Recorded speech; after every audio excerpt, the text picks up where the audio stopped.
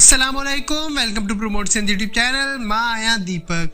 अॼु जो पंहिंजो टॉपिक आहे future perfect tense. Future perfect tense उहे हूंदा आहिनि त अहिड़ा कम जेका पाण मुस्तक़बिल में मुकमल करे चुका हूंदा।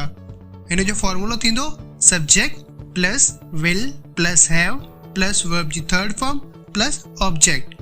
फ्यूचर परफेक्ट जेका टेंस आहे इन में पाण सब प्रोनाउन ऐं नाउन सां गॾु विल हैव जो इस्तेमालु कंदा आहियूं। हिते लिखियलु आहे हू पिकनिक ते हलिया विया हूंदा। They will have gone to picnic. हाणे हिते पोइ वरी लिखियलु आहे त मां गेम खेॾी चुको हूंदमि। I will have played game.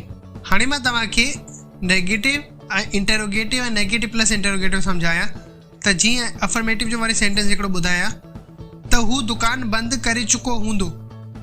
इहो छा आहे? अफर्मेटिव सेंटेंस आहे he will have closed the shop। हाणे हिन जो नेगेटिव छा थींदो? पहिरीं त मां फॉर्मूलो सम्झायां नेगेटिव जो। Subject plus will plus not plus have plus verb जी थर्ड फॉर्म प्लस ऑब्जेक्ट। हाणे हिन जो मां नेगेटिव ॿुधायां, हू दुकान बंदि कोन करे चुको हूंदो। he will not have closed the shop। हाणे हिन जो इंटरोगेटिव छा थींदो? त हेल्पिंग वर्ब जो आहे उहो पहिरीं अची वेंदो। Will plus subject plus have plus verb जी थर्ड फॉर्म प्लस ऑब्जेक्ट। छा हू दुकान बंद करे चुको हूंदो?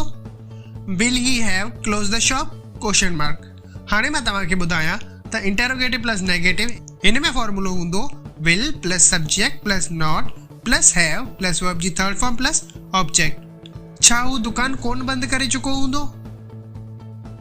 हिन जो थींदो will he not have close the shop question mark. त इहो हुयो अॼु जो टॉपिक पंहिंजो फ्यूचर परफेक्ट टेंस जो।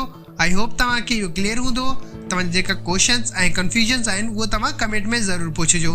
पोइ अॼु जो टॉपिक थियो ख़तमु। हिते ई मिलूं था नेक्स्ट वीडियो में। अल्लाह हाफ़िज़।